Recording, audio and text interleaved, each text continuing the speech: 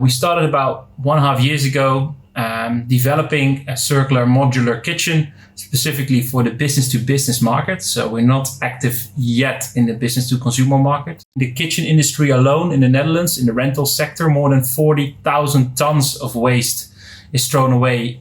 Kitchens, that is thrown away every year, which is of course a big, it's a shame. It's a waste and they're currently being burned. We started Chainable, a kitchen that will never turn into waste, a kitchen that is built in such a way that it's not only circular in output, but also circular in input.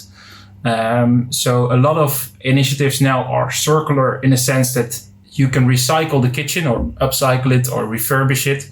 But we also think of circularity as all the subcomponents should be as much already reused components. So reused wood, reused iron, for example, steel. And that is truly circularity in our opinion. For us, it was very important to really rethink the concept of what a kitchen is and how it should look like. And we, for example, based our kitchen on a steel frame, where normal kitchens is just plate material, particle board pretty much, and glue it all together and you have a kitchen. That's how they used to make them for 50 years long. Definitely, if you're a designer and you watch this, you've probably already implemented some parts of circularity into your designs. Circular economy exists of sort of the technical loops and biological loops. And you have to think about all the subcomponents. How easily can you remove them from each other? Ellen MacArthur Foundation, one of the foundations very well known for the circular economy principles, said you can't unscramble an omelette, right? So you have to design in such a way that you can take out all the subcomponents without breaking the product pretty much. And this is called design for disassembly. But I want to take it a step further and want to say you have to make a design for reassembly. So you can disassemble it and reassemble it somewhere else. So that is a very important principle that we took. And a way that we achieve this is by making our product very modular.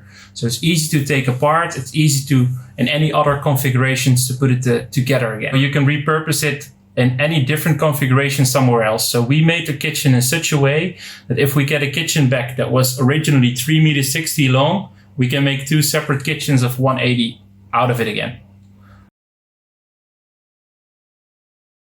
You need to test your product, find ways to make it better, cheaper, to make it longer lasting. The whole design process took about a year or so to really develop fully. If you think about a normal kitchen, it's built up about cabinets, and you put these cabinets next to each other, and then you have a double wall in the middle, for example.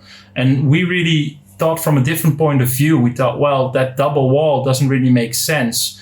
You should more or less build kitchens like, for example, an L or an R shape, and you put R's next to each other, and then you have a closing sort of end to it. And in that way, you don't have double walls where 2 of these cabinets touch each other.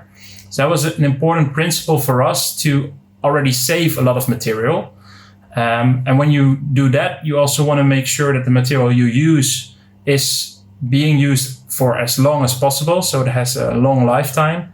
And it's also easy to disassemble and repurpose or reassemble somewhere else. We also checked with about 40-50 potential clients, prospects, to validate our initial ideas with them. Really an industry that not only counts every euro or every pound, no, it counts every penny.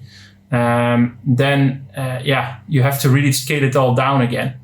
So by having these 40-50 interviews with these different parties in the market, we tailored our sort of solution more to their needs. We had the challenges in building the product itself, to scaling it up. It's still a challenge, some operational challenges. As a startup, you can't really buy resources that cheaply like the big companies in the Netherlands can, at least. It might also be the same in the UK. There's just a couple of big kitchen suppliers in the UK as well. And to really be competitive price-wise is just impossible. So that's one of the challenges that we also found, is how can we still sell a product that is just way more expensive than the status quo is. And we sell that by means of looking not only at the initial investment, but by looking also to the total cost of ownership of the product. Because if a product lasts longer, it's actually worth it to pay a little bit more for it in the beginning. And if you look at the whole life cycle of the product, then it's actually way more profitable to go for a circular, more sustainable kitchen like ours.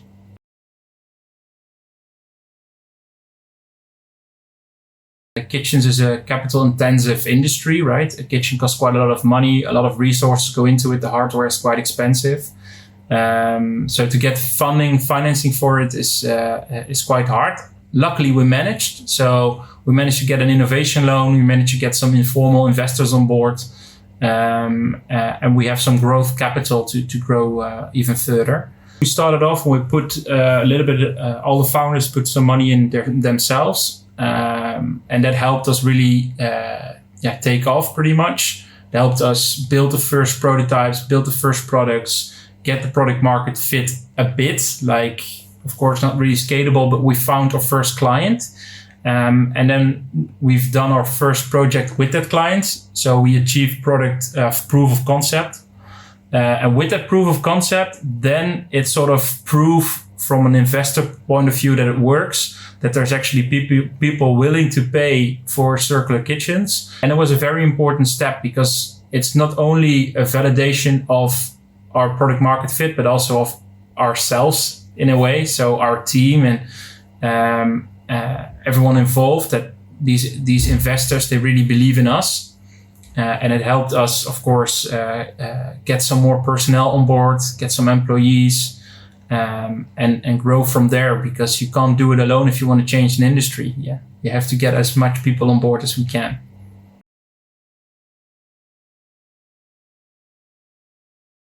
We have quite big plans. We want to change the industry.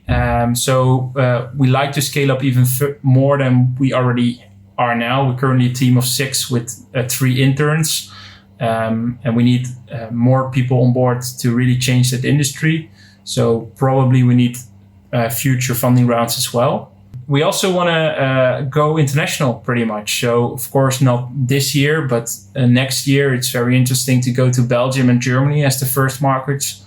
UK is an interesting market. Our kitchens are sort of freestanding, so you can also move them quite easily. So that's in Germany, it's quite normal to take your kitchen with you when you move. So that's one market. And if you want to enter a market, there's just a lot of cash needed.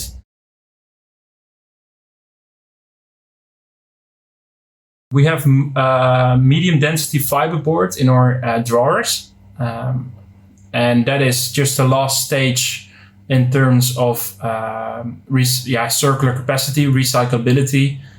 You can only burn them. You can't make new density fiberboard out of it. So that is one part that we are actively looking into with our suppliers, how we can change that. Our recycled input is currently, for example, only 25% recycled steel. And we want to change that to 75% recycled steel this year. So that's more on the input side. I don't think 100% is yet possible, because if you talk about circularity and the transition we are currently all making, it's a system change. And I can't change the system as one company in the whole chain of the kitchen industry. So 82% is now the best we could do. We were, of course, a little bit lower when we started off, and we work our way towards 100%. But we can only achieve 100% if we get the whole chain, all our suppliers on board with the idea that we are working on. So they also take back their components and bring them back in the highest possible value there is. So that's the first is reused and refurbished and remanufactured, and you go all the way down the R ladder to recycle. Recycle is our last resort, and recovering, that means burning, is really not done, of course, because you lose all your resources.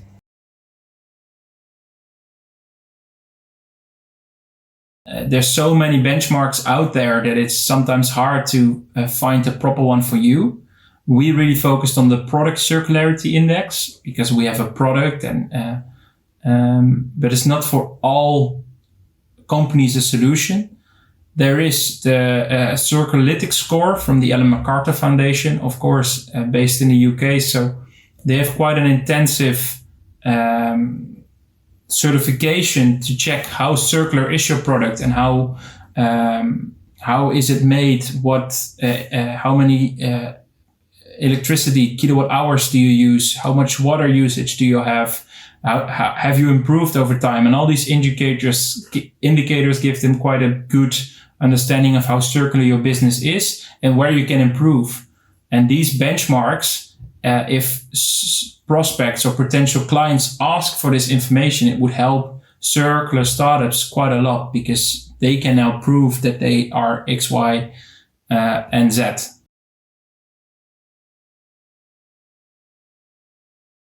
You can't have them all when you start. You can't have a perfect product yet when you launch. Just accept that you have some areas you need to focus more on over time, you have to improve on. But just start, because we can't wait for perfect solutions because it's just a transition we have to go into now. Do it now. Start, work your way to a better product and improve over time and be consistent with the improvement. And then eventually we will get there.